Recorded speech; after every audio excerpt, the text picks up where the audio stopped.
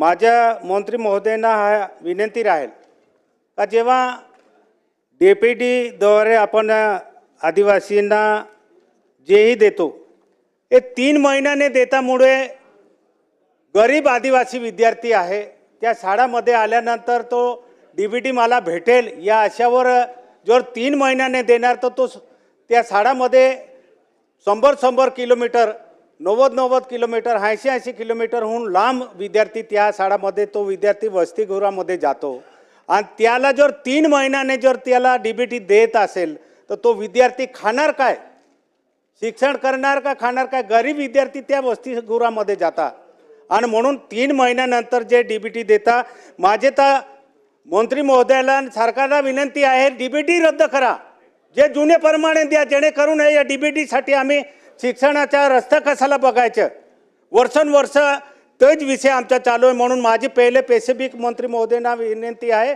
का DBT रद्द करा।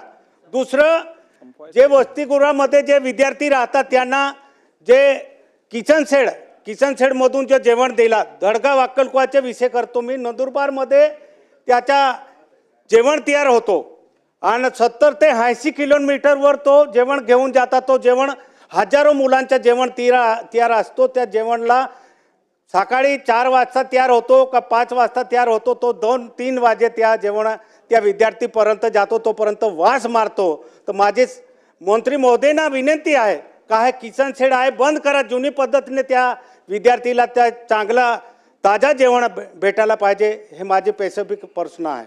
अध्यक्ष महोदय, विद्यार्थ्यांना प्रवेश घेतल्यानंतर 7 दिवसाच्या आत ॲडव्हान्समध्ये 3 महिन्याचे पैसे दिले जाते DBT थ्रू। त्यामुळे त्यांना मग किती लांब राहते हा विषय नाही, ॲडव्हान्समध्ये दिले जाते आणि ॲडव्हान्समध्ये मी ॲडव्हान्समध्ये थांबा उत्तर होऊ दे आमदार महोदय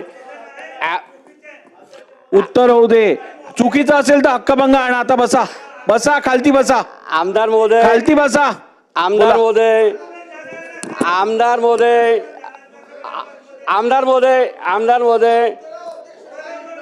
प्रवेश झाले आमदार महोदय अध्यक्ष महोदय प्रवेश झाल्यानंतर इन ॲडव्हान्स 3 महिन्याचे पैसे शासनामार्फत DBT थ्रू त्या विद्यार्थ्यांना मिळतात। नाही मिळतात।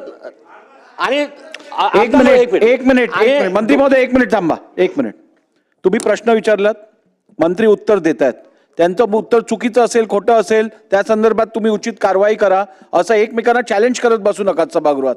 बसा खाली बोला।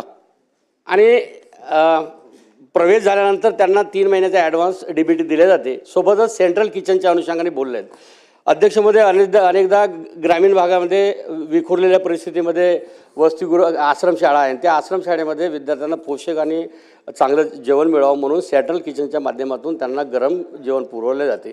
त्यामुळे सेंट्रल किचनचा चांगला रिझल्ट आहे आणि आदिवासी विद्यार्थ्यांना चांगलं शुद्ध आणि चांगलं जेवण प्रोटीनयुक्त मिळत आहे। त्यामुळे आमदार महोदय मी अध्यक्ष महोदय तुम्हाला सांगू इच्छितो की चांगलं जेवण मिळत आहे आणि गरम जेवण मिळत आहे।